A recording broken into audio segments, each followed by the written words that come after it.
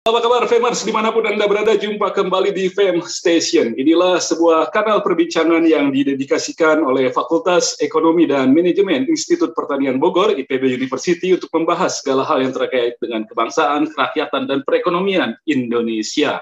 Saya Hardi Hermawan, host Fam Station.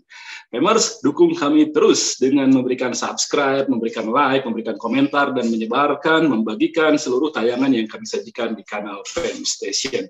Dan kali ini kami akan menyajikan perbincangan yang sangat menarik, sangat update. Kita akan membahas tentang sebuah teknologi yang berada di ranah digital. Kita tahu belakangan ini digitalisasi sudah tidak bisa tertahankan lagi, sudah menjadi keniscayaan yang akan terus berkembang di seluruh dunia. Salah satunya adalah teknologi blockchain. Ini adalah salah satu teknologi yang akan berkembang dan juga akan mengiringi perjalanan transformasi ekonomi di Indonesia. Kita akan membincangkan tentang teknologi blockchain dalam transformasi ekonomi Indonesia. Saya sudah bersama dengan dua orang tamu istimewa untuk membahas mengenai teknologi blockchain dan transformasi ekonomi Indonesia. Ada Dr. Iman Hermadi, dosen dan blockchain researcher dari IPB University. Apa kabar, Kang Iman, Kang Irman? Baik, Pak Hardi, terima kasih. Selamat malam semuanya. Jadi mengajar di ilmu komputer di IPB ya? Betul, Pak. Nah, nanti kita akan korek-korek lah seperti apa sebenarnya teknologi blockchain. Dan juga ada Ali Akbar, praktisi teknologi blockchain, Deng Ali, teman saya, yang juga akan membagikan pengalamannya tentang manfaat dari teknologi blockchain. Apa kabar, Deng Ali? Selalu sehat, hebat, semangat, jadi pada bermanfaat. Baik, mantap sekali. Oke, kita akan mulai. Dan kita ingin cari tahu dulu apa sebenarnya itu teknologi blockchain. Kenapa di mana-mana orang membicarakan itu dan seberapa berpengaruh, seberapa powerful teknologi itu. Saya ke Pak Irman dulu. Pak Irman, mungkin secara akademik, secara teoretik bisa menjelaskan apa itu teknologi blockchain. Silakan. Baik, terima kasih atas kesempatannya Pak Hardi. Salam jumpa, ini dengan saya Irman Hermadi dari Departemen Ilmu Komputer IPB. Jadi secara singkat kalau ditanya misalkan apa itu blockchain, kata saya mau satu kata, dua kata, atau banyak kata. Jadi kalau satu kata itu adalah ledger, dua kata distributed ledger, tiga kata trusted distributed ledger. Nah, kalau misalkan waktunya saya belum terbantu dengan definisi itu. Oke, silakan Pak. Oke, jadi kalau misalkan tadi setelah satu kata, dua kata, tiga kata, akhirnya orang ingin tahu. Jadi pada prinsipnya seperti kita ketahui bahwa mudahnya dalam pencatatan keuangan atau akuntansi itu ada istilah bookkeeping, mencatat setiap transaksi. Nah, dengan blockchain ini pencatatan itu tidak dilakukan hanya pada satu tempat atau tidak dalam satu ledger, tetapi pada semua pihak yang terlibat di dalam transaksi itu. Jadi istilahnya distributed ledger. Kenapa tadi bisa juga trusted? Karena kita akan menyimpan data di beberapa tempat secara sekaligus, itu juga dienkripsi. Sehingga tidak sembarangan yang bisa menyimpan ke sana ataupun membaca untuk melihat catatan yang ada di sana. Mungkin sederhananya seperti itu, Pak Hardi. Blok itu kelompok, satu blok itu kumpulan kelompok. Chain itu rantai. Jadi artinya data-data yang masuk ke dalam rantai sistem di sana, dia akan tercatat tidak hanya di satu pihak, tapi kemudian ada pihak yang menjadi counterpartnya. Oke, ya baik. Misalkan kami sendiri sudah mengembangkan beberapa aplikasi untuk rantai pasok blockchain untuk bawang merah, untuk kopi, daging, ayam, bahkan terkait dengan kepelabuhanan serta juga yang ada juga blockchain untuk kelapa sawit. Mungkin mudahnya untuk bawang merah itu salah satu kerjasama kami dengan Kementerian Pertanian tahun kemarin, bahwa kita diminta membuat prototipe blockchain seperti apa sih kira-kira bagaimana ini nanti diterapkan. Nah, dalam perjalanannya kami akhirnya melakukan FGD dan mengetahui bahwa di dalam rantai pasok kita pakai yang sederhananya dahulu, ada beberapa aktor yang terlibat, mulai dari pembibit, kemudian petani, kemudian ada transporternya, kemudian ada pedagangnya, dan baru sampai ke customer. Nah, pada saat tadi katakanlah dicatat transaksi terjadi dari si penjual bibit ke petani, maka itu kita sebut ada sebuah catatan transaksi, Pak Hardi dan rekan-rekan.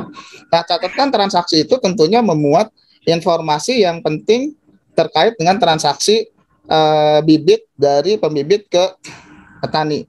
Di sana dicatat mungkin juga variannya apa bedanya dengan yang itu kan catatan transaksi dan lain sebagainya. Komputer dari dulu kan sudah bisa melakukan itu. Apa hebatnya ini? Betul sekali, Pak. Mungkin nanti ini kembali ke pertanyaan sebetulnya, kapan blockchain itu bisa kita gunakan untuk komoditas ataupun bisnis kita? Nah, ini sebetulnya kalau ada orang yang mengusulkan blockchain, saya sudah sampaikan ada decision tree-nya, bahwa apakah pencatatan ini perlu menggunakan blockchain atau tidak. Mungkin secara sekilas saya sebutkan ada 6 pertanyaan, Pak Hardi dan rekan-rekan. Yang pertama adalah, apakah ada kebutuhan bahwa basis datanya atau pencatatan itu dibagi ke semua orang? Itu pertanyaan pertama. Pertanyaan kedua, apakah ada banyak pihak yang terlibat? Pertanyaan ketiga, apakah para pihak yang tadi terlibat itu akan memiliki conflicting insentif, atau ada insentif atau ada keuntungan sesuatu yang saling konflik? Karena tadi di dalam rantai pasok mungkin harga dari si petani atau pembibit sampai ke ujung itu masing-masing saling tersembunyi. Nah, ini pertanyaan yang ketiga. Yang keempat, apakah ada aturan yang berbeda yang mengatur di antara para stakeholder ataupun di antara para pelaku rantai pasok itu? Yang kelima, apakah ada tujuan bahwa memang catatan ini tidak akan kita ubah lagi? Nah, ini sebetulnya pertanyaan nomor 5 nanti terkait hal ini. Pemerintah ataupun pihak yang akan menerapkan perlu yakin bahwa kalau sudah dicatat itu tidak bisa diubah lagi. Dan yang keenam, apakah peraturan yang kita terapkan pada setiap transaksi di antara aktor itu akan jarang berubah? Nah, kalau ke semua jawabannya adalah ya, maka kita bisa anggap ya, blockchain merupakan salah satu alternatif solusi yang tepat. Kalau ada satu saja tidak, maka itu kita harus pertimbangkan. Jangan-jangan kita nggak perlu blockchain. Seperti itu, Pak Habib. Oke, jadi dia bisa mengcover, bisa menutup 6 problem yang kemudian itu juga menjadi permasalahan dari para pelaku industri atau pelaku ekonomi, dari mulai seberapa banyak orang yang terlibat dan perlu mendapat informasi, lalu ada conflicting interest, insentif di sana. Kalau misalnya mereka asing itu, lalu kemudian juga aturannya satu sama lain bisa berbeda. Ya, betul.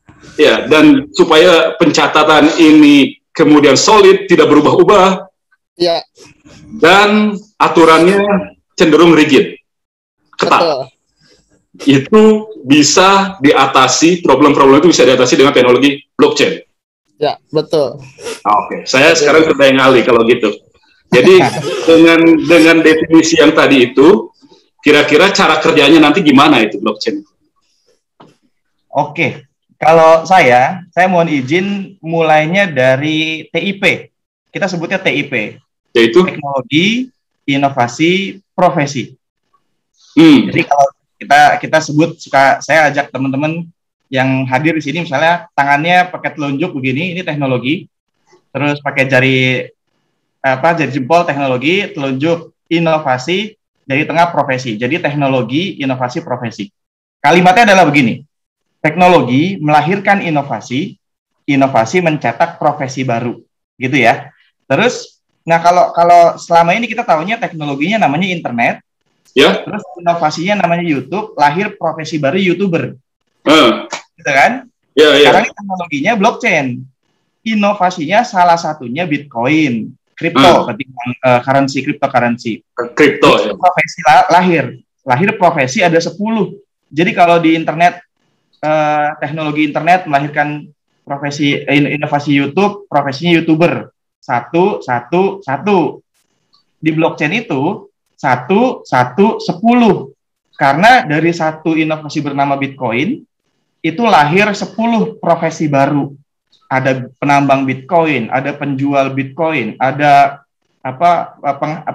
hunter, Bitcoin hunter, ada Bitcoin trader, Bitcoin miner, Bitcoin educator. Jadi ada 10 profesi baru yang lahir karena adanya blockchain sebagai teknologi.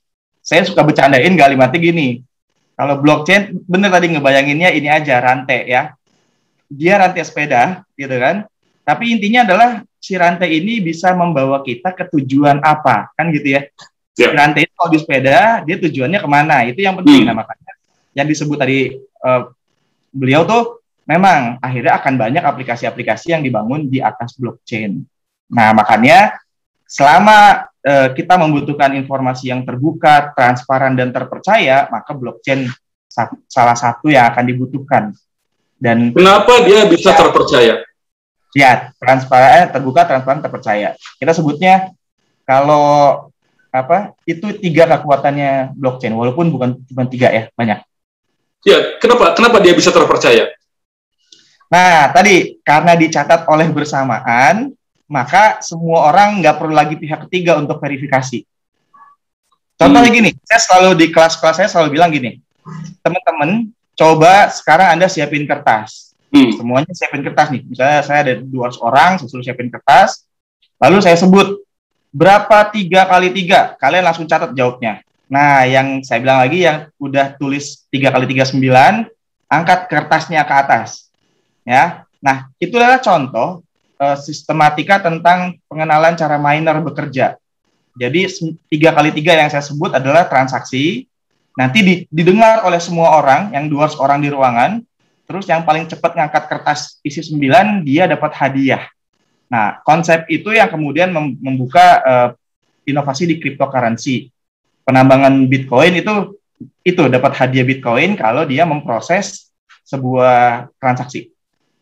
Oke. Jadi terbuka, karena tercatat dan bisa diakses oleh semua yang terlibat. Betul. Semua bisa sama-sama saling mengawasi sehingga ini menjadi lebih terpercaya. Cakep. Itu dia. Oke. Terus kehebatan lainnya apa kira-kira, Pak Irman? Pak Irman mungkin bisa menjelaskan apa hebatnya teknologi ini kalau dibandingkan apakah ada teknologi sejenis ini yang juga bisa menandingi misalnya?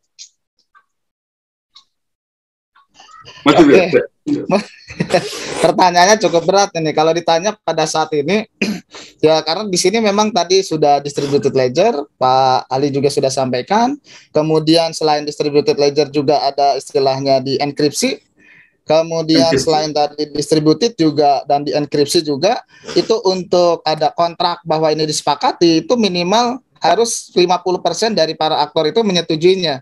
Jadi mungkin skema ini suatu saat mungkin ada inovasi untuk memperkuat lagi. Jadi pada saat ini sini kalau menurut saya yang paling top lah pada saat ini gitu ya Pak Ali. Gimana Pak Ali? Ya. Saat ini paling top itu. Boleh nggak bilang lagi? Gimana? No. Gimana Pak Ali? Jadi gini, ada 5 era teknologi yang kita lalui ya. Zaman-zaman kita pertama kenal komputer, saya pribadi kenal komputer waktu masih ada DOS gitu ya. Gitu. Masih harus pakai disket gede dulu. Floppy. Satu zaman nih Pak. Satu zaman, punten. Saya mau ceritanya gini, kita melalui 5 era teknologi. Yang pertama kita sebut teknologinya komputer.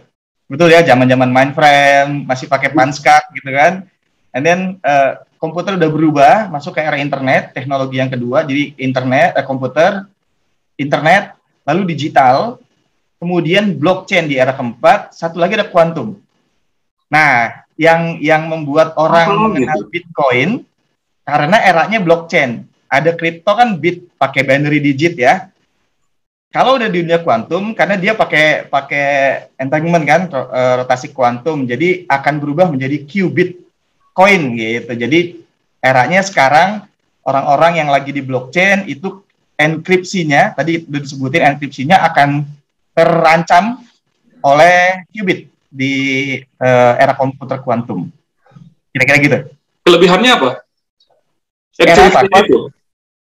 selain cepat banget, jadi dia memproses data 10 tahun hanya dalam berapa menit. Bahkan di Bitcoin itu kita punya bercandaan 321 bisa menambang 3 juta Bitcoin dalam 2 detik oleh satu komputer kuantum. Makanya teman-teman yang lagi belajar blockchain itu harus mulai ngerti bahwa era kuantum udah di depan mata. Gitu. Makanya IBM udah punya kuantum, Google udah punya kuantum, bahkan Iran udah mengirimkan data sejauh 34 km dengan kuantum. Mengirimkan data sejauh 34 km dengan kuantum. Boleh tambahkan Pak Ardi? Ya. Ya, jadi betul. Jadi yang disampaikan Pak Ali kalau dari sisi komputasi dan sisi penyimpanan datanya ya Pak Ali ya. Memang itu sudah membuat was-was. Jadi berarti nanti enkripsinya juga harus mengikuti. Karena kalau ibaratnya kalau orang mau menebak password, katakanlah kombinasinya 1 miliar atau 1 triliun dengan kuantum itu sangat cepat sekali. Jadi bloknya.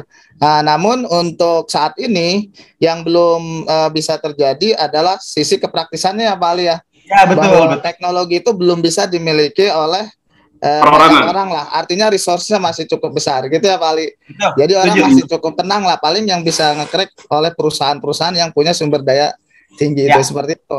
Oke. Nah sekarang Pak Firman mengembangkan blockchain ini untuk komoditas pertanian. Betul Pak. Jadi ada. Jadi ini nggak jomplang nih dari pertanian langsung ke jomplang ke blockchain. Apa yang bisa didapat dengan itu?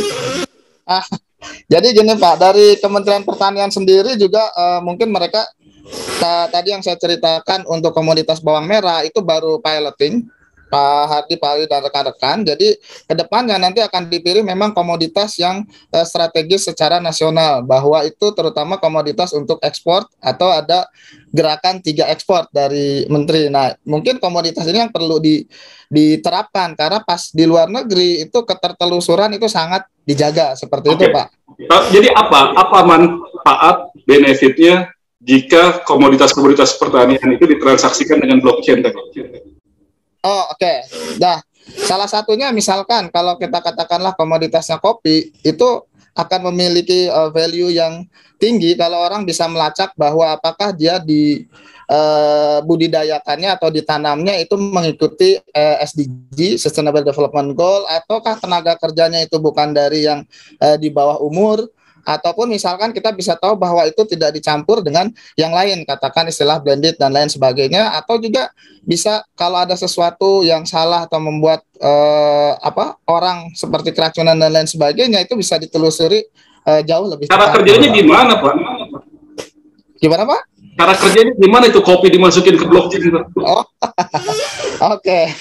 Jadi gini Pak, jadi sebetulnya itu pencatatannya saja Pak. Jadi misalkan kalau kita katakanlah udah panen kopi, misalkan yang dikirim kan bijinya ya Pak. Nah bijinya kemudian itu dicatat, dibungkus dalam sebuah packaging, katakanlah dalam satu karung, kemudian dicatat varietasnya apa, kemudian jumlahnya berapa dan lain sebagainya, siapa petani dan lain sebagainya, masuk tuh ke catatan Pak yang jadi satu blok itu. Nah kemudian dia kirimkan lewat kurirnya approve, dia akan nerima sekian, dia kirim ke tempat tujuan, sampai tempat tujuan dikonfirmasi apakah betul jumlah dan lain sebagainya, seperti itu Pak. Dan catatan itu semakin lama makin bertambah dan sampai pada saat di sisi konsumen akan bisa melihat kalau dia secangkir kopi itu siapa yang menanamnya, siapa yang mengirimkannya, siapa yang proses itu menciptakan nilai tambah. Betul Pak. Signifikan. Kalau ini baru satu komoditas, salah satu contohnya ya Pak. Misalkan contoh yang berikutnya, kalau kita lihat katakanlah di dunia industri makanan, bisa jadi dari makanan beku atau bisa jadi dari makanan lainnya. Kalau katakanlah makanan beku atau daging itu pernah tidak dingin atau tidak beku, maka suatu saat kualitasnya akan turun atau rusak. Pada saat di sisi ini rusak, maka kita harus mengetahui itu di batch yang mana rusaknya, dan kita harus bisa langsung recall semuanya secara sekaligus. Seperti itu Pak, salah satunya. Tapi banyak sekali orang yang kehilangan pekerjaannya dengan itu juga. Tidak juga Pak. Tidak berarti bahwa itu akan mengurangi, enggak. Karena prosesnya sama gitu ya, dia di rantai pasoknya sama gitu, hanya pencatatannya yang berbeda. Baik. Jadi dari sektor yang berbasiskan sumber daya alam seperti pertanian bisa memanfaatkan teknologi ini. Lalu kemudian Daeng Ali ini menawarkan lagi pemanfaatannya untuk sektor yang lebih maju lagi, cryptocurrency. Jadi kalau itu gimana pola kerjanya itu, Daeng Ali?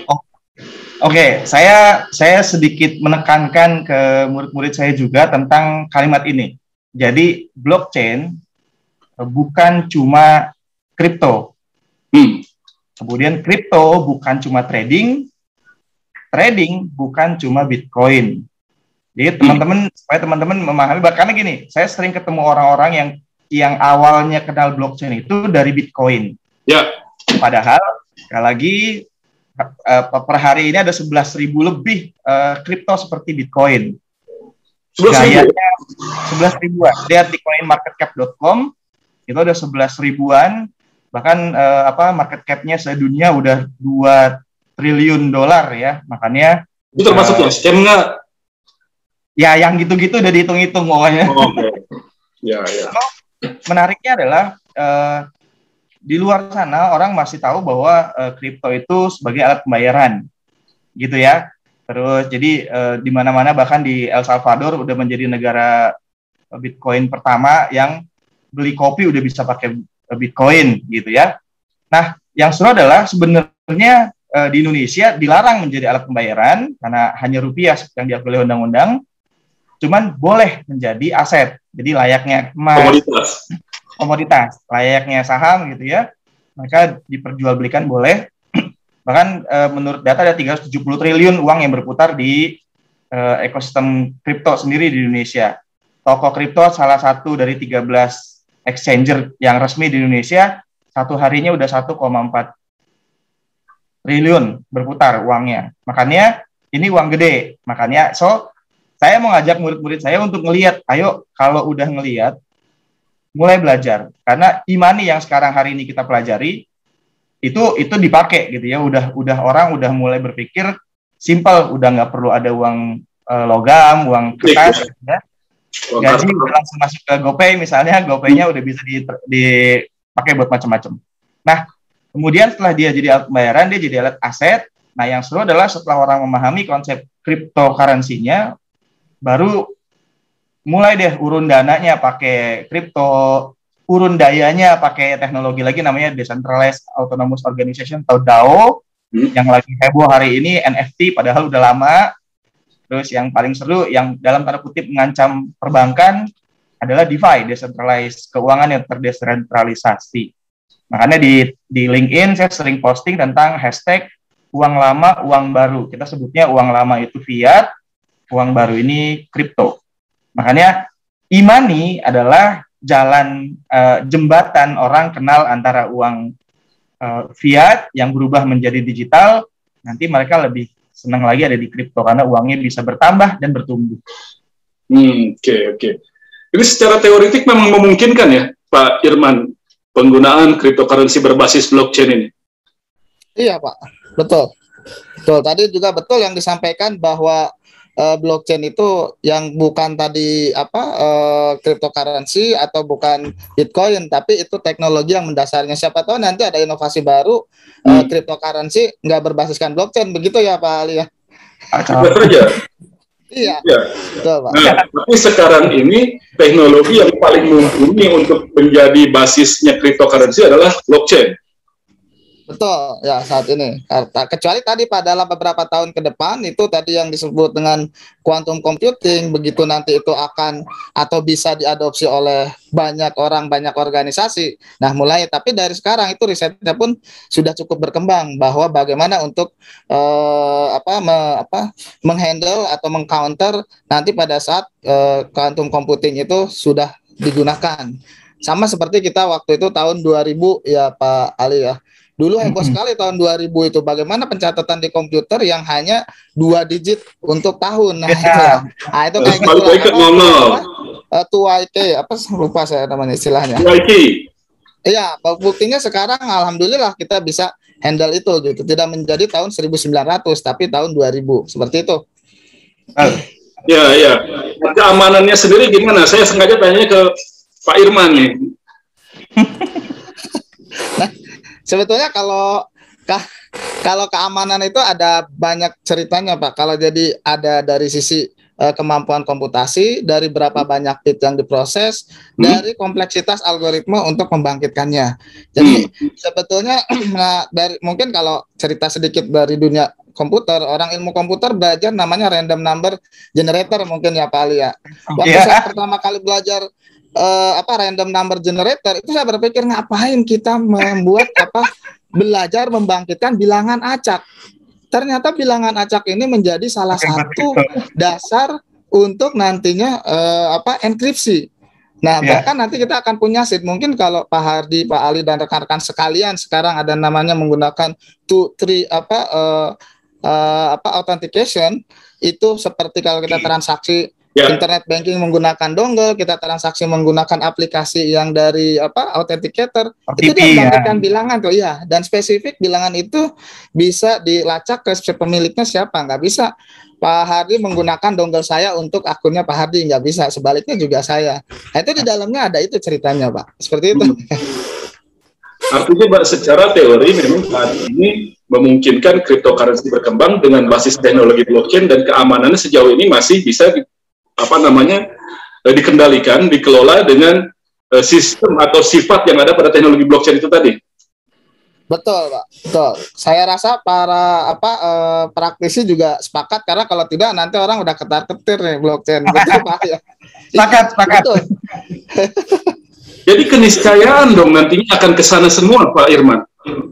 Iya Pak, bahkan diperkirakan salah satunya tadi udah disampaikan akan ada beberapa teknologi, ada beberapa bidang bisnis yang sangat terpengaruh oleh teknologi blockchain ini. Tadi salah satunya adalah banking, kemudian juga di pertanian juga sama, logistik juga sama, di finance teknologi juga sama seperti itu Pak. Namun sayangnya di kita kadang terlambat nih. Saya dari sisi kacamata saya sendiri nih ya Pak Hardi, Pak Ali dan rekan-rekan, bahwa begitu pertama kali ada handphone seluler, di kita kebijakan terkait bahwa setiap orang itu harus mencatatkan untuk membeli nomor itu terlambat, baru belakangan setelah itu berkembang baru. Oh dulu saya beli nggak perlu nyetor KTP, nggak perlu tahu NIK, sekarang baru. Kemudian terkait dengan fintech juga, teknologinya sudah ada, kebijakan tata kelola, manajemennya belum. Kemudian Gojek juga sama, transportasi online. Akhirnya kita selalu belakangan, blockchain juga sama nih. Nah seperti itu. Gitulah Pak Ali. Mungkin kita tahu sendiri bahwa kalau kita sebutkan aja, misalkan kalau Gojek punya GoPay, tapi kalau Grab itu nggak ada GrabPay. Kenapa nggak? Nah, pokoknya di sisi belakangnya adalah alasannya seperti itu. Ya. Artinya di kalangan masyarakat komputer sendiri itu meyakini betul kalau memang ini memang susah untuk ditahan lagi perkembangan ini, dan orang kemudian akan semakin digital, termasuk dalam transaksi keseharian, termasuk dengan penggunaan mata uangnya. Betul, Pak. Saya ke Daeng Ali lagi kalau gitu. Jadi ini yang paham kan sepertinya orang-orang masyarakat komputer aja, atau mereka yang memang akrab dengan itu. Emang sementara Anda katakan nantinya akan masyarakat juga. Tadi Pak Irman juga mengatakan itu. Apa yang bisa dilakukan oleh halayak gitu dengan adanya teknologi semacam ini? Apa yang bisa dimanfaatkan? Apakah mereka sebatas jadi pengguna GoPay saja, Gojek gitu, atau apa sebenarnya dengan ini? Anda tadi mengatakan soal cryptocurrency misalnya. Apa yang bisa jadi pelajaran? Oke. Saya mulainya dari tadi ya, saya udah bilang bahwa blockchain melahirkan 10 profesi baru. Menghilangkan banyak profesi juga, tapi kalau gitu. Iya, betul. Itu artinya blockchain akan 10 kali lipat lebih hebat daripada internet. Kira-kira kayak gitu bayangannya ya, karena satu inovasi bernama Bitcoin aja sudah melahirkan 10 profesi baru. Tadi saya bilang lagi sekarang ada 11 ribuan kripto seperti Bitcoin, berarti kalau 11 ribu dikali 10 setiap inovasinya melahirkan 10 profesi, ya nggak ada lagi pertanyaan Pak Jokowi ke anak kecil kalau ditanya kamu mau jadi apa, mau jadi YouTuber, no, besok jawabannya diganti, mau jadi blockchainer gitu, karena profesinya udah banyak banget. Nah yang seru adalah biasanya, blockchain itu kan orang tadi ya, saya sebut jadi YouTuber kuno. Ya kalah. Jadi Kalau blockchainer yang paling baru, oke. 2 miliar gitu ya sebulan. Nanti kalau anak-anak blockchainer itu udah nggak ngomong miliar, kita ngomong udah triliunan, kuadriliunan, quintillion gitu. Jadi karena uangnya memang luar biasa seru ya. 10 profesi itu apa aja tadi? 10 profesi kita sebutin ya. Pertama miner, penambangnya. Jadi penambang kripto tuh, itu ada profesi yang kalau Bitcoin, zaman saya kenal Bitcoin awal-awal itu, saya belajarnya jadi penambang Bitcoin. Dengan cara? Menggunakan satu alat namanya Antminer S9 tahun 2013-an gitu ya, 14-an, itu dapat 5 Bitcoin setiap 1000 hari.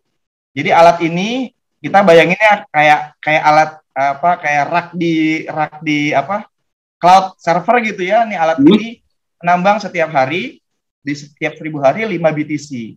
Dulu beli alatnya cuma 25 jutaan ya, awal-awal karena Bitcoin waktu masih 25 jutaan per satu Bitcoin. Nah, terus miner, lalu nanti ada trader. Jadi yang udah punya Bitcoin dari hasil nambang, kemudian dijual. Dijualnya kemana? Ke exchanger. Ya tadi ya, ada exchanger lahir. Kemudian bisa nggak seseorang Ali Akbar bikin exchanger sendiri? Bisa. Tapi kan regulasi di Indonesia nggak begitu ya. Exchanger itu harus perusahaan, terdaftar di Bapepti, uangnya juga harus terlihat supaya menjaga keuangannya masyarakat. Terus miner, exchanger, developer Bitcoin juga bisa, developer blockchain-nya juga lagi rame. Ada lagi edukator, arranger, promotor, konsultan, sama media. Ini juga bisnis media juga seru nih. Jadi ada misalnya satu project blockchain namanya Harmony One, let's say Harmony punya token coin namanya One. Nah, kita bisa jadi medianya One, kita bisa jadi konsultannya One gitu. Itu yang heboh sekarang. Dan menjanjikan itu. Sangat menjanjikan. Jadi kalau saya sebutnya, saya dulu punya Harmony One misalnya ya. Itu dulu waktu projectnya 2019, dimulai bulan Maret atau April gitu, terus sudah mulai bisa menjadi miner bulan-bulan Juni. Saya punya satu Harmony One aja belinya Rp64. Per hari ini udah 1.700-an. Dulu pernah sampai Rp2.000 per satu Harmony One. Jadi dia akan jadi Bitcoin selanjutnya gitu. Jadi emang ada banyak proyek kripto yang bagus-bagus dan bisa melahirkan menjanjikan. Tahan dulu sampai di situ, saya akan sapa dulu Famers, Anda semua kami persilakan untuk bisa ikut berpartisipasi, bisa bertanya, bisa mengajukan tanggapan, atau juga mungkin bisa memberikan masukan terhadap perbincangan ini. Silahkan Anda manfaatkan chatroom yang ada tersedia, atau boleh juga Anda lambaikan tangan, raise your hand, nanti akan kami berikan mikrofon, kami bukakan mikrofon dan kameranya. Sekarang kita akan lanjutkan, kita kasih membahas tentang teknologi blockchain dalam transformasi ekonomi Indonesia bersama dengan dua orang pakar komputer kita. Ada Dr. Irman Hermadi dari Fakultas Ilmu Komputer, dari Departemen Ilmu Komputer IPB, dan ada Daeng Ali Akbar, seorang praktisi teknologi blockchain. Saya ingin kembali ke Pak Irman lagi. Sekali lagi pertanyaannya sama, jadi bagaimana kita masyarakat yang awam dengan hal ini, yang tidak bergelut dengan teknologi komputer dalam keseharian, bisa terlibat dalam pemanfaatan teknologi blockchain tanpa kita juga harus banyak benar kehilangan atau loss dalam soal opportunity dan lain sebagainya. Pak Irman. Oke, sebagai masyarakat umum ya, Hadi ya, tanpa harus kehilangan. Ya, sebetulnya kalau dilihat kita bisa berpartisipasi sebetulnya dari sisi pemanfaatannya. Karena kalau dari sisi user biasanya ini tidak terlihat. Saya yakin sepakat semuanya juga. Kenapa?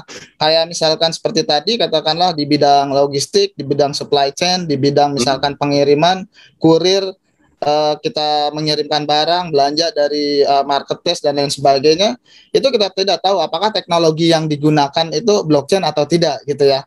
Nah, kalau misalkan tadi teknologi yang digunakan adalah blockchain dan kita ikut menggunakan memanfaatkan teknologi yang ada, berarti sebetulnya kita sudah, cuma kita tidak tahu di belakangnya. Nah, seperti bahkan kita belanja pun, apakah saya juga nggak tahu apakah saya sering pakai OVO itu di sisi back end-nya ada blockchain-nya kah? Supaya saya lebih aman belanja. Kadang kekurangannya kan kita nggak bisa melacak berapa banyak sih yang sudah kita keluarkan segala macam, karena beda gitu. Ataukah kalau saya isi 1 juta, kemudian apakah yakin bahwa 1 juta itu akan di sana, bagaimana mereka recover dan lain sebagainya. Jadi bagaimana sebagai masyarakat awam terlibat di sini? Kalau menurut saya, kalau kita menggunakan teknologi yang ada sekarang, itu bisa jadi di sisi belakangnya itu ada blockchain-nya. Apapun yang kita gunakan, tanpa kita sadari sebenarnya kita sudah terlibat sebagai pengguna blockchain. Sosial media, ya betul. Ya. Ketika kita menggesekkan kartu kredit, ketika kita mengklik untuk pembayaran melalui uang digital, ketika kita masuk jalan tol dan lain sebagainya, mungkin itu adalah blockchain. Tapi kalau terlibat secara sadar seperti yang ditawarkan oleh Deng Ali Akbar ini apa pelajaran yang harus kita punya, bekal pemahaman yang harus kita punya kalau memang kita ingin terlibat aktif, katakanlah dalam cryptocurrency misalnya. Oh, oke.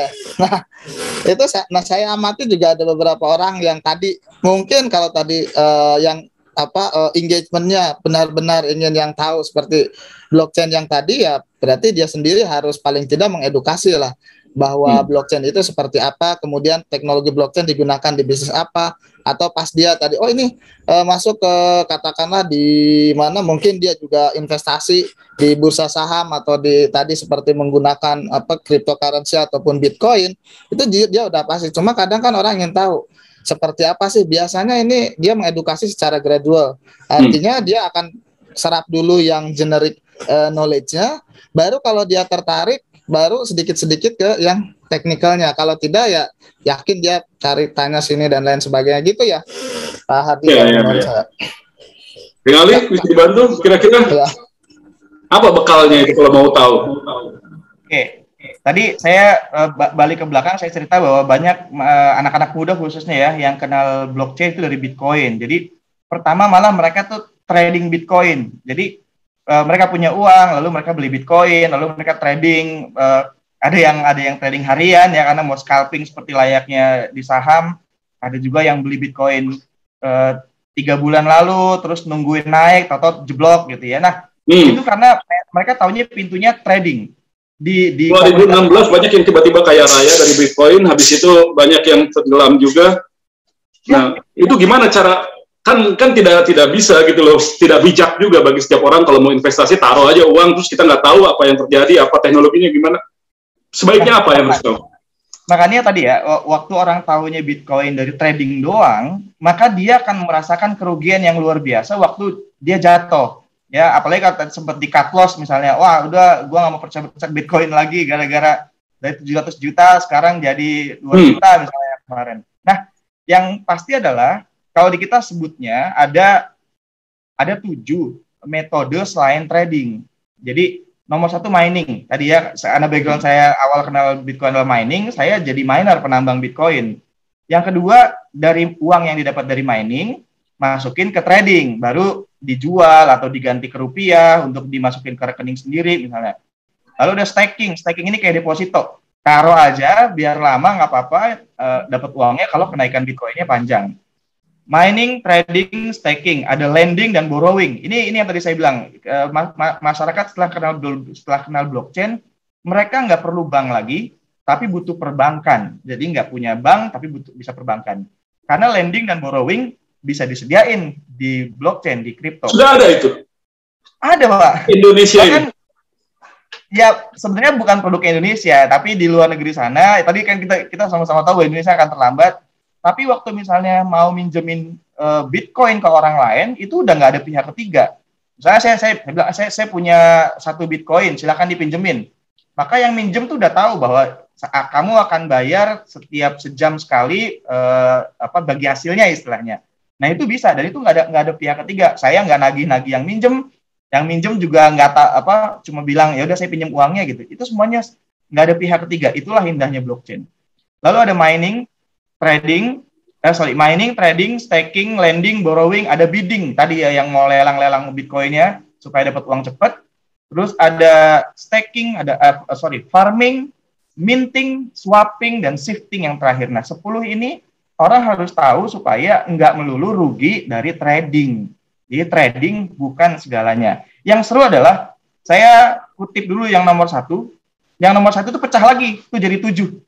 Menambang itu hari ini bisa melalui 7 cara. Anda nggak punya uang, tapi pengen punya Bitcoin, bisa. Nambang aja. Pakai geomining, pakai social mining, pakai edu mining, pakai video mining, pakai team mining, pakai... Ini ada 7 nih. Ada cloud mining dan ada game mining. Main game, dapat uang, uangnya ditukar ke Bitcoin. Bisa. Nggak keluar uang dari dompet sendiri untuk beli Bitcoinnya. Itu bisa banget. Itu bisa banget. Bisa menghidupi orang gitu ya. Waduh, kalau cuma mau jadi kaya doang, gampang. Ya. Tapi masa nggak ada risikonya? Resikonya tadi ya, kalau tahunya cuma di tradingin, maka resikonya waktu dia jatuh, semua orang jadi panik, selling gitu. Waduh, jatuh nih gitu. Ada seorang ibu sama saya, dia tanya saya, Pak Ali, hari ini Bitcoin 700 juta nih. Saya kayaknya mulai tertarik nih Pak mau beli Bitcoin gitu kan. Saya bilang, Ibu beli aja sendiri. Saya nggak ada jasa-jasa titip gitu. Ibu silakan daftar, saya kasih exchanger-nya, alamatnya, ini Ibu bisa daftar, KYC, IKTP-nya gitu. Terus beliau coba dan nggak berhasil gitu ya. Udahlah Pak, saya minta tolong Bapak aja. Terus saya cerita, kenapa Ibu percaya sama Bitcoin? Karena katanya mau 1 miliar. Saya bilang, betul, kalau Bitcoin menuju 1 miliar, jangankan cuma 1 miliar, ini 10 miliar juga bisa. Terus setelah dia beli itu, ternyata Bitcoin turun ke 400 juta. Nah, dia tanya, Pak Ali ini benar mau ke 1 miliar? Saya bilang, Bu, Bitcoin sepanjang dia lahir, 2009 lahir, itu nggak pernah turun. Kurvanya naik terus. Makanya karena di dunia ini orang sadar bahwa Bitcoin itu bukan cuma uang, bukan cuma aset, tapi sebuah gerakan untuk terbuka, transparan, percaya di keuangan. Jadi saat semua orang udah sadar bahwa ini sebuah gerakan, maka semua orang pengen punya Bitcoin. Itu yang bikin harga Bitcoin naik. Oke. Saya ke Pak Irman kalau gitu. Risiko Pak Irman. Ini yang ditawarkan oleh Deng Ali kan boleh dibilang keren banget. Tapi kan kadang-kadang kita tunggu dulu nih. Jadi apa yang harus kita persiapkan? Kalau cerita risiko, emas aja ada Pak. Cuma kalau emas masih ada bentuk realnya, ya Pak Ali dan rekan-rekan. Tapi kalau ini kita tadi bagaimana menjamin? Sekarang kita setelah katakanlah uang kita dimasukkan ke dalam bentuk digital atau digital wallet, itu kan fisiknya udah nggak ada. Mereka menjamin uang kita itu dari catatan, Pak. Ya. Dari catatan yang ada di mereka. Kalau ada orang yang bisa ngehack catatan, itu udah hilang semua karena kita udah nggak punya kontrol terhadap physical aset kita gitu. Nah, kalau menurut saya tadi dengan cerita disebarkanlah ledgernya, cerita orang, jadi paling tidak kalau ada yang satu gagal, yang lain masih ada gitu. Nah, kalau semakin banyak tadi cerita Pak Ali bahwa ada minernya, orangnya banyak yang terlibat, otomatis catatan kan ada di banyak orang, Pak. Gitu, seperti itu. Nah, itu sih menurut saya. Ketika tidak ada fisiknya, maka yang menjadi jaminan atau underlying dari transaksi itu adalah informasinya itu tadi. Betul. Iya. Bang, gini Bang. Saya mau nambahin boleh ya? Jadi banyak orang, apalagi orang saham ya, bilang Bitcoin itu nggak ada underlying-nya. Yeah. Betul. Yeah. Bahkan saya pernah ada di satu grup orang OJK, orang BI nanya kalau saya beli Bitcoin, terus Bitcoin saya trouble, customer service-nya mana gitu.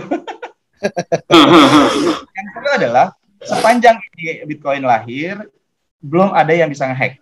Itu yang pertama. Ya, jadi kalau ngedengar loh itu ada Bitcoin yang dicuri, itu karena exchangernya yang itu problemnya ya di situ, di manusianya ya.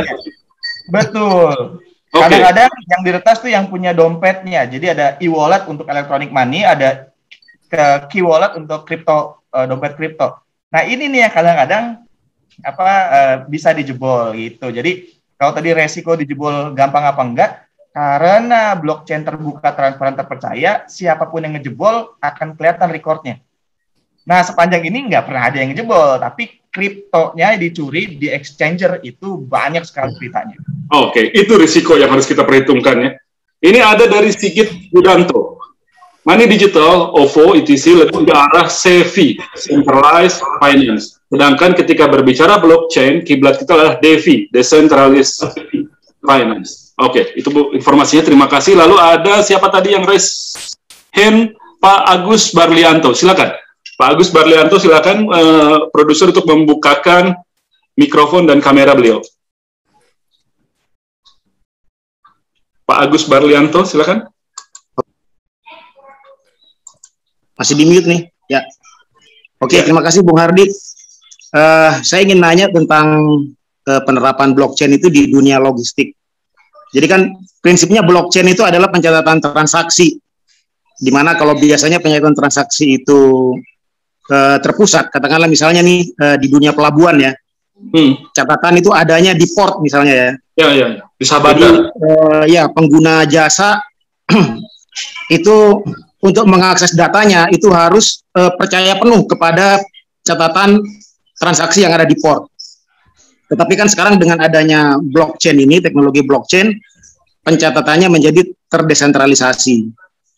Di mana dengan teknologi immutable-nya itu kan, yang datanya tidak bisa diubah, itu membuat pencatatannya itu menjadi trusted ya, dan transparan. Nah, saya lihat itu kan banyak sekali nih implementasinya. Misalnya contohnya kalau di dunia pelabuhan tuh ada EDI, Electronic Data Interchange, di mana misalnya catatan dari pergerakan kontainer, kemudian perubahan-perubahan statusnya dari kapal ke dermaga, dari dermaga ke tracking, ke gudang dan seterusnya itu kan bisa dilacak nih. Ya. Tetapi sejauh ini kan tidak terintegrasi. Nah, dengan adanya blockchain ini bisa terintegrasi. Aturannya begitu. Demikian juga misalnya dengan teknologi blockchain yang di dalamnya ada smart contracts. Smart contract artinya kan kontraksnya itu bisa men-trigger. Jadi misalnya ada sebuah transaksi, itu otomatis akan men-trigger transaksi berikutnya. Misalnya begitu ada pembayaran misalnya dari eksportir, maka otomatis begitu pembayaran diterima, otomatis akan memicu misalnya di pelabuhan itu akan membukakan open stack misalnya ya, untuk dia ekspor, misalnya begitu. Tapi yang saya tanyakan di sini adalah sejauh mana aturan dari pemerintah atau proteksi yang dilakukan oleh pemerintah ini, atau bagaimana nih roadmap-nya nih, saya nanya kepada Pak Irman, roadmap-nya kira-kira kemana agar seperti smart contracts ini menjadi sebuah bagian dari transaksi yang legal di Indonesia. Jadi pemanfaatan blockchain untuk logistik atau smart contract itu masih berupa angan-angan lah ya kalau di Indonesia kan? Iya, kira-kira apakah sudah ada implementasinya? Sudah ada belum? Bagaimana itu bisa dilakukan? Baik. Terima kasih Pak Agus Barlianto. Kita ke Pak Irman untuk menjawabkan. Siap. Wah, ini gaung bersambut nih. Pak Agus, Bung Hardi, dan Bung Ali. Kenapa? Karena kebetulan minggu depan dari hari Senin sampai hari Jumat, kita akan ada pelatihan kepelabuhanan. Dan pas hari Jumat siang itu saya mengisi terkait dengan teknologi, pemanfaatan teknologi blockchain untuk sistem informasi kepelabuhanan. Dan kita sudah siapkan contoh prototipenya terkait dengan warta atau kedatangan perahu atau kapal dari luar negeri. Nah, itu kita sudah siapkan tuh. Nah, ini mudah-mudahan yang lain juga bisa ikut. Kita nanti akan bahas secara teknis, secara dari front end, back end, dan teknologi yang digunakan itu pas hari Jumat. Namun, gini, kembali lagi nih rekan-rekan sekalian, bahwa teknologi itu selalu datang lebih dulu dari tata kelola ataupun kebijakan ataupun manajemen dari pemerintah. Nah, ini saya juga nggak tahu gitu ya. Sama seperti gini. Pada saat kita masuk masa pandemi di IPB, itu semua proses bisnis kan ada yang namanya tanda tangan digital ya. Nah, pertanyaannya adalah kalau kita punya tanda tangan digital bisa pakai DocuSign atau IPB punya digital signature, pertanyaannya bisakah secara legal ini digunakan? Nah, gitu kan? Teknologinya ada. Ini sebetulnya persis yang ditanyakan tadi, gitu. Dalam juga kontrak pun begitu jadi ya. Betul, Pak. Nah, sekarang ternyata rektor sudah mengeluarkan bahwa ini ada dasarnya dari pemerintah, bahwa menurut undang-undang ITE dan lain sebagainya itu bisa, asal tadi ada penjaminnya, ada syarat persyaratannya tadi Bang Ali juga sudah menyampaikan gitu ya. Nah, itu persyaratan itu dipenuhi dan dinaungi oleh suatu peraturan yang merupakan kebijakan tata kelola dari rektor, ini dasar hukum dari pemerintahnya ini, dan ini berlaku di lingkup IPB, kalau keluar menyesuaikan. Baru setelah ada di naungi, itu bisa kita adopsi. Teknologi itu sebetulnya kalau dibilang mudah lah Pak digunakan. Sekarang bisa nggak secara legal itu digunakan? Gitu.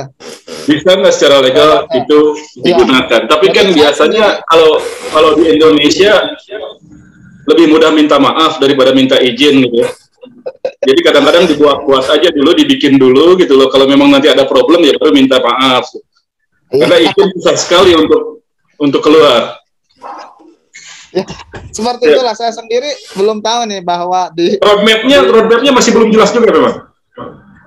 Ini maksudnya hal yang mendasarinya belum itu Pak. Ibaratnya payung hukumnya ataupun katakanlah tata kelolanya sama kebijakannya itu belum. Kalau itu sudah ada bisa digunakan. Bisa dari pihak praktisi Pak Ali, bisa orang blockchain Indonesia ada, pokoknya gampang tinggal panggil. Asal ini oke gitu. Jadi ini peraturan, regulasi sama sekali belum ada. Sementara orang kayak Pak Ali ini udah kaya rayanya nggak ketulungan gitu ya, dari sini. Kalau ada peraturannya baru nanti Pak. Oke.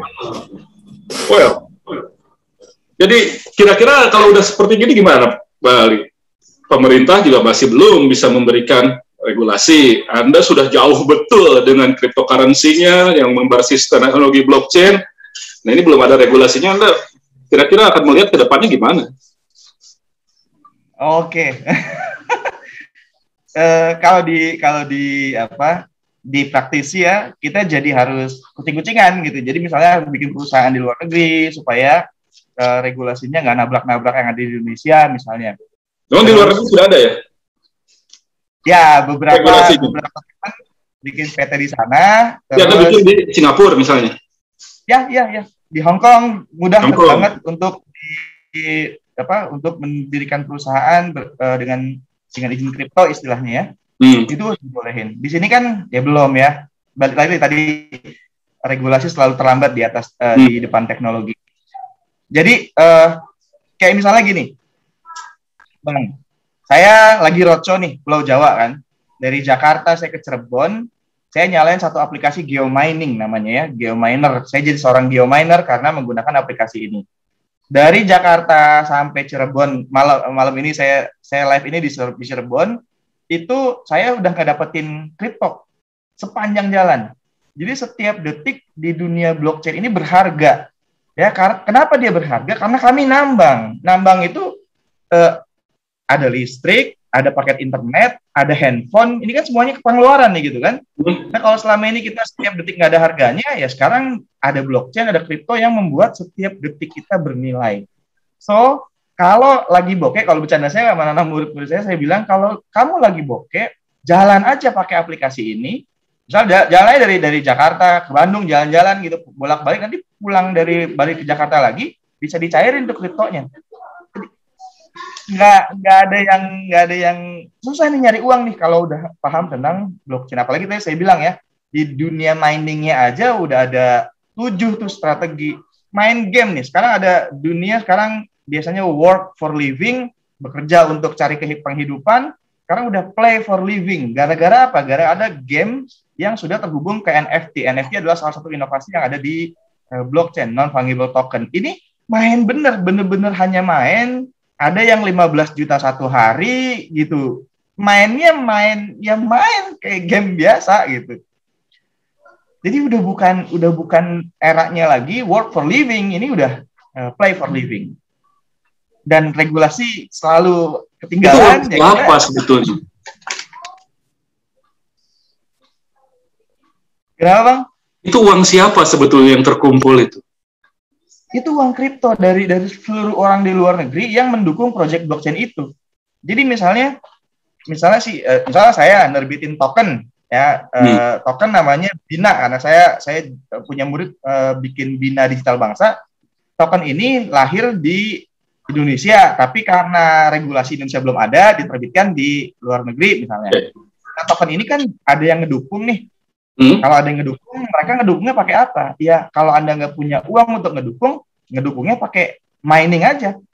Jadi, setiap hari Anda menjawab soal dari kami, setiap Anda menjawab 200 soal satu hari, mau itu 5 kali, misalnya 20 gitu ya, nanti kita kasih kamu uang kripto. Nah, itu penambangan uang yang bisa mendapatkan mereka penghasilan gitu. Nanti penghasilannya ditukar dengan rupiah, ditransfer ke rekening, itu udah jalan, udah gampang.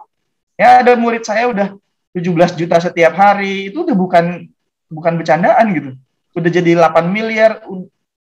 Saya bisa kasih tahu gitu, ini caranya, ini dia. Oke. Tapi gimana caranya supaya tidak tersesat jalan? Anda tadi katakan ada exchangernya yang nakal dan lain sebagainya.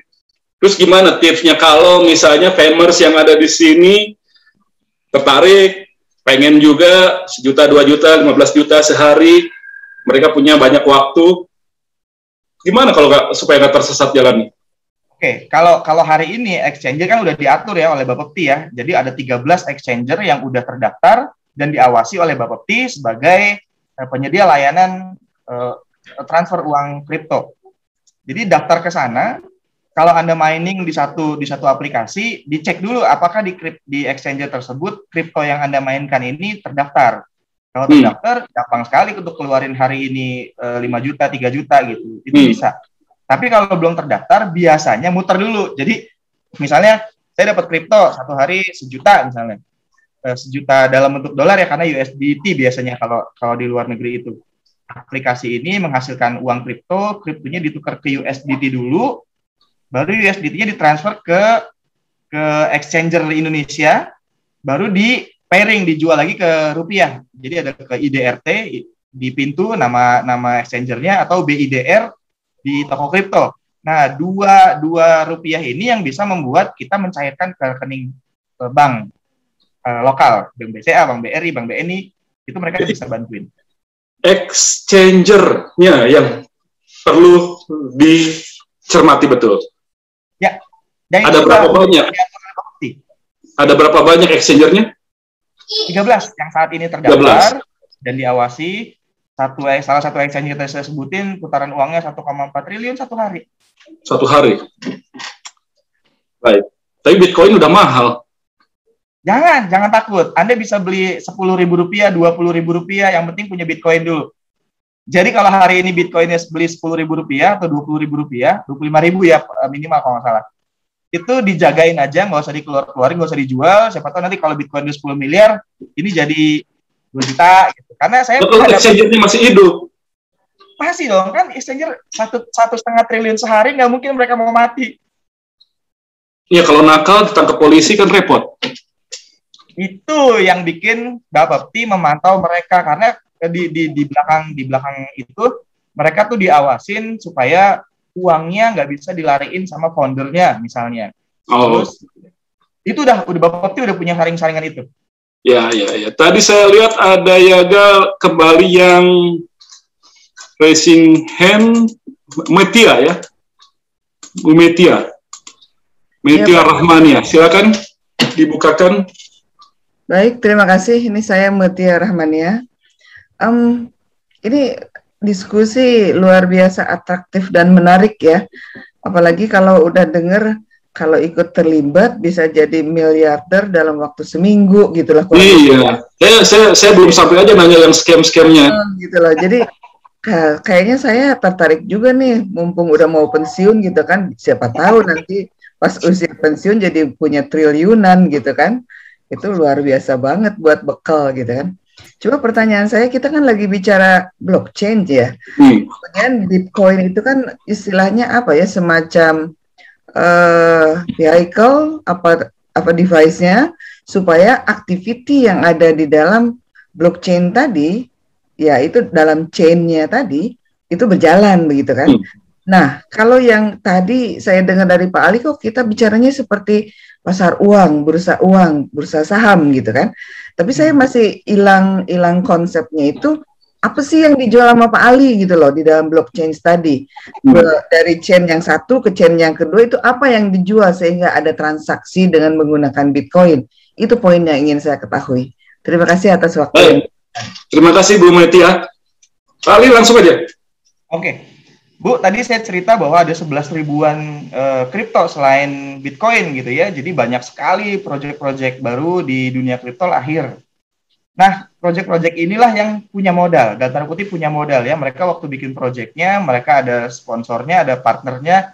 Kalau kita hubungkan ke dunia digital ecosystem, ya ada startup, mereka ini startup yang ada venture capitalnya, ada angel investor yang mereka ngumpul bareng-bareng. Saya mau ingetin lagi teman-teman supaya rules kita jalannya enak. Zaman dulu, tahun 2008, 2007, 2008, saya aktif di dunia digital marketing. Kita sebutnya DIMA. Lalu kemudian di 2012 saya aktif di dunia startup, venture capital, gitu, angel investor, itu namanya DECO, Digital Ecosystem.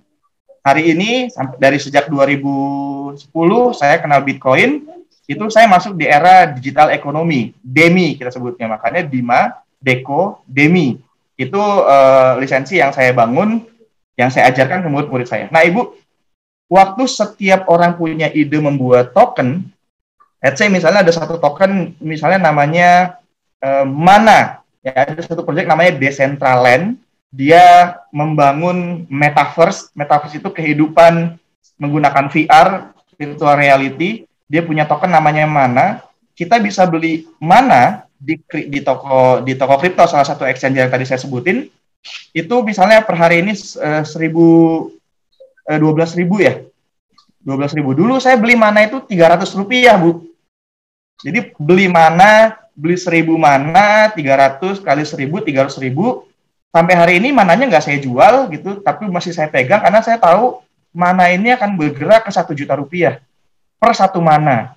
Kenapa? Karena proyek mereka tuh bagus banget, membuat ekosistem virtual yang luar biasa, seperti layaknya sekarang Facebook bikin Facebook Horizon. Artinya setiap koin memiliki konsep blockchain-nya mana gitu loh. Itu yang saya masih belum nangkepnya itu. Apa yang jadi objek untuk supaya terjadi transaksi itu gitu loh. Dan berkesinambungan gitu. Right. Jadi nanti di setiap proyek kan beda-beda ya, Bu ya. Tadi saya sebutin misalnya Decentraland. Decentraland itu membuat dunia baru, layaknya kita kalau nonton film Ready Player One, dunianya kayak gitu, metaverse. Nah, setiap karakter itu bisa pakai topi, bisa pakai kacamata, bisa pakai baju. Nah, bajunya beli, topinya beli, kacamatanya beli. Nah, teknologi itu yang ada di belakangnya ada NFT-nya. NFT adalah salah satu inovasi di blockchain. Nah, waktu ada orang membeli, berarti ada nilai yang masuk ke dalam proyek itu. Setiap orang di dunia ini beli rame-rame, nilainya naik. Nah, itulah yang tadi saya bilang. Saya beli Rp300, sekarang udah 12.000, itu karena seluruh orang di dunia mulai ingin bermain di metaverse-nya Decentraland itu. Nah, project blockchain-nya adalah inovasi NFT-nya tadi, Bu. Baru nanti tadi, waktu saya beli Rp300, terus sekarang kalau saya misalnya mau jual, saya mau jual satu Mana yang 300 udah 12.000, ya udah saya jual. Nanti saya dapat uang rupiah, saya transfer ke rekening saya. Bisa kayak gitu, Ibu. Objek yang dijualnya itu adalah Bitcoin-nya itu atau kriptonya itu ya? Kriptonya, betul. Kriptonya itu yang jadi produk untuk itunya ya? Itu ya. High banget ya. Kan ya luar biasa high risk kan itu kalau dibobol dan segala macam, itu yang tadi kata Pak Irman, kalau ada yang bisa akses ke dalam begitu bisa jadi nol itu isinya. Betul, Bu. Sama kan di dunia. Dan itu mirip dengan game banget gitu. Kalau saya ingat anak saya Ragnarok segala macam, beli weapon, beli apa gitu kan. Aduh. Sampai habis gitu. Kalau itu beli itu benar-benar pakai duit karena nggak ada Bitcoin kan waktu itu. Pada waktu itu ya. Beli weaponnya segala macam itu sampai naik level itu kayak gitu kan. Ya, game itu game digital, Bu. Waktu sekarang pakai blockchain, gamenya jadi NFT. Jadi game digital akan beda dengan game NFT. Kenapa bedanya? Karena ada blockchain-nya. Nah, blockchain ini tadi ya, sepanjang perjalanan ini nggak bisa ada yang meretas karena semua transaksinya dicatat oleh banyak orang. Jadi kalau ada yang mau ngambil pun ke tracking, Bu. Jadi zaman dulu Bitcoin hanya dipakai oleh penjahat, penjual beli senjata, bahkan money laundering lah. Money laundry gitu ya. Sekarang nggak bisa, bukan nggak bisa. Dari dulu juga sebenarnya trackingnya tuh lebih gampang karena blockchain. Jadi karena bisa transparan dan diikuti. Baik, saya minta bantuan Pak Irman dulu untuk bisa menjawabkan Motia ini kira-kira apa nih, Pak Irman? Sebetulnya ini lebih ke masalah ekonomi sebetulnya, Pak, dan keuangan. Kalau dari sisi teknologi ya tadi kadang teknologi itu ada, nanti pemanfaatannya silakan gitu ya. Nah, ini yang bisa memberikan nilai ini si yang penggunanya itu justru itu kita ada istilahnya namanya valuasi gitu sebetulnya. Nah, ini pun sama kalau saya jualan pisau itu bisa dipakai di beragam tempat gitu ya, di chef yang terkenal, restoran mewah dan lain sebagainya. Tentunya value-nya juga lain karena dia mensupport bisnis yang lain seperti itu gitu Pak. Jadi yang mendasarinya kalau ibaratnya dari sisi teknologi boleh dibilang mudahnya enabler lah gitu sepertinya. Sepertinya juga ini para praktisi juga sepakat nanti suatu saat ada yang teknologi lain yang lebih canggih dari blockchain dan tapi memiliki karakteristik yang sama bahkan lebih, maka bisa jadi itu mendasarinya oleh teknologi tersebut. Gitu Pak Handi. Mengenai risiko yang tadi itu semacam ini money game. Maksudnya gimana Pak? Ya, risikonya itu tadi ketika ada yang bisa meretas lalu kemudian juga membuat semua transaksi itu catatannya. Oh, iya. Kalau seperti itu ya tadi Pak, memang ada risikonya, tapi saya pernah berdiskusi dengan IBM dari salah satu perusahaan besar yang terkait dengan IBM country leader itu menyatakan bahwa orang kalau mau ngehack ini cukup, bahkan tadi katakan kalau sistem biasanya dihack agak sulit, tetapi biasanya lewat orang. Nah, orang kalau akan kita ngehack itu tadi minimal harus ada 51% ya Pak. Kita ibaratnya sama-sama nih harus mutawatir, ayo kita curangin, nah baru bisa gitu Pak. Jadi sistemnya memang sudah diatur sedemikian rupa sehingga untuk upaya-upaya semacam itu akan sangat membuat rumit bagi pelakunya sendiri. Betul, bahkan gini sekarang itu menjadi ini semacam pertanyaan. Kalau misalkan katakanlah catatan pengadilan, catatan sipil, catatan keuangan. Sekarang mau menggunakan blockchain, justru yang saya tanyakan ke mereka adalah satu hal. Anda yakin catatan ini tidak bisa diubah? Kadang atas perintah hukum atau ada hal yang lebih penting di atasnya untuk kepentingan negara, itu harus dihapus atau harus diubah. Kalau begitu masuk ke situ nggak bisa diubah, repot. Nanti istilahnya you are forgiven but not forgotten kan gitu. Karena nggak ada, paling diperbaiki di yang berikutnya. Itu sebetulnya yang ditanyakan. Jadi sejauh ini secara teknologi dia cukup solid. Iya, itulah saat ini cukup solid gitu Pak. Baik. Jadi balik lagi mungkin kalau gitu Bang Ali. Apa tuh? Ya gimana caranya kita bisa dapat manfaat sebanyak-banyaknya dari situ?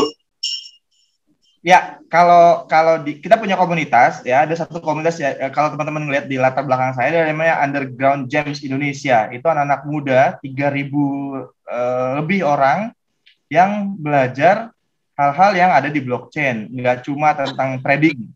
Nah, di sanalah mereka kenal bahwa dari internet menghasilkan uang, terus mereka mulai belajar jadi startup, lalu punya project-project blockchain. Jadi kita kayak kalau pemerintah kan punya Keminfo ya dengan digital scholarship gitu ya. Itu baru ranah digital. Nah, kami sudah membangun konsep-konsep blockchain yang edutech gitu, tapi berbasis blockchain. Nah, ini yang kemudian di Madecodemy inilah yang teman-teman pelajarin supaya akhirnya orang Indonesia sudah bisa belum kayak jadi semacam orang yang bisa memanfaatkan ini secara optimal, nggak cuma jadi tradernya atau jadi minernya, tapi ya merilis koin sendiri dan itu cukup terpercaya gitu. Kalau merilis koin sendiri rasanya masih belum bisa regulasinya ya. Kalau karena masih terhambat regulasi. Masih digodok gitu ya. Kita juga ngelihat teman-teman di asosiasi blockchain menggandeng pemerintah kayak kemarin yang menerbitkan 229 kripto yang diperbolehkan di exchange di Indonesia, itu juga kan dari diskusi-diskusi FGD yang teman-teman asosiasi jalanin gitu. Itu juga jalan. Juga memang creating token itu nggak segampang kita creating token dari luar negeri gitu. Makanya di kami sendiri kita nggak jual kriptonya ya, kita hanya bagian dari edukasinya. Kayak gini Bang, kalau kita mau main dingdong gitu ya, kita kan ke tempat, let's say time zone misalnya, kita datang ke time zone, uang rupiah kita rubah dulu jadi token gitu, lalu tokennya kita mainin di mesinnya gitu kan. Nah paling yang sekarang dikerjain sama komunitas hari ini ya kayak gitu doang. Jadi Anda ini bukan pembayaran mengganti rupiah, tapi ini Anda membeli token dan menggunakannya di mesin-mesin yang punya, istilahnya gitu jadinya. Sementara itu begitu. Sementara ini jadinya pada begitu gerakannya. Jadi, karena dilarang menerbitkan token, apalagi dipakai untuk jual beli. Nah, kadang-kadang di grup-grup Telegram ya dilarang lah, repot itu semua. Konsep uang berubah semua, M1, M0, M2 itu berubah semua kalau udah begitu. Iya, betul. Kalau ngomongin moneter agak ribet. Betul, Bang. Makanya Bank Indonesia sendiri udah membuat CDBC ya, Central Bank itu untuk menjadi jembatan antara kripto-kripto yang mau resmi masuk ke Indonesia. Mudah-mudahan itu juga secepatnya bisa di-launching. Rupiah digital itu luar biasa seru. Karena buat kami, ya, kalau praktisi tadi ya, banyak uang di luar negeri yang bisa kami reach, tapi kan nggak mudah masuk ke Indonesia gitu. Ya. Anak muda sekarang tuh, ya kan kita pernah dengar berita misalnya, gara-gara dia di Bitcoin, dia bangun tempat pariwisata, gara-gara di Bitcoin dia rajin bangun masjid gitu. Nah itu gara-gara uang kripto. Dan di luar negeri sana uang kriptonya banyak banget karena memang ada venture capitalnya, ada angel investornya yang sediain uang banyak banget.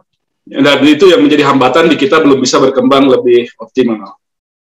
Secara sumber daya manusia, secara resources, memadai sebetulnya. Sangat memadai, Bang. Kalau saya kan dari sudut pandangnya, Anda mau jadi nilai ekonomisnya nggak gitu ya? Kalau tadi Pak Irman, misalnya dari Pak Irman dari sisi chain dengan industri-industri. Ya. Saya pribadi cuma bilang, kalau Anda cuma mau dapat uang aja, so jalanin aja 7 cara mining ini. Modalnya handphone, pulsa, kuota, handphone, sama mau baca-baca gitu ya? Iya, jadi di grup itu kita punya konsep mentor-mentee namanya. Si mentornya udah punya ilmu apa, mentee-nya ngikutin dia, tinggal ngeduplikasi aja. Ada satu aplikasi, itu kayak lebah digital kita sebutnya. Ada murid saya yang udah 1 hari $1, setiap 20 hari $20 dia bisa cairin. Nah itu waktu dia cairin uangnya bisa ditaruh ke PayPal, bisa ditaruh ke Bitcoin. Bitcoinnya bisa transfer ke exchanger, Bitcoinnya dijual hari itu juga, terus dia dapat uang rupiah, bisa kayak gitu. Tadi yang belum sempat saya tanyakan, gimana mengenali itu yang akal-akalan, yang scamming? Ada tadi komunitas Underground Gems Indonesia itu yang membuat satu metode checklist supaya project-project blockchain-nya nggak scamming ya. Karena scammers itu dia gayanya punya token, tapi use case-nya nggak ada. Ya, barang ada yang namanya rug pull dan honeypot kalau di kita nama lainnya. Itu rug pull itu kayak orang pada berdiri di atas karpet, kita tarik bersama-sama supaya pada jatuh. Nah itu konsep itu banyak banget di ya. Gimana kita bisa mengenali itu? Ciri-cirinya apa? Begini, Underground Gems Indonesia untuk kita bilang kita checklist, ini project scam, ini enggak, ini bisa didukung. Nah, saya lagi mendukung mereka untuk membuat project-project Indonesia, cuma balik lagi ada susah pemerintahnya. Jadi sekarang kita nggak punya patokan, kalau misalnya ada yang menawari ini, itu, dan lain sebagainya. Saya bilang patokannya ada di grupnya UGI itu. Grup UGI membuat checklist project-project yang bisa kita dukung dan bisa kita cari. Itu bisa dicek di mana? Ya, jadi ada satu tim yang membuat checklist ini terpengaruh, lalu di wawancara, bahkan developernya ditanyain gitu ya. Jadi kalau di googling nama UGI dan scamming itu keluar lah ya? Ya, nanti di Telegram bisa ngobrol-ngobrol banyak. Oke. Jadi artinya kepada industri blockchain ini sangat berpengaruh, bisa mendorong efisiensi dan percepatan kegiatan industri. Ke kalangan halayak juga mungkin kalau memang dia cukup cerdas, literasinya kuat, bisa juga menjadikan alternatif pendapatan.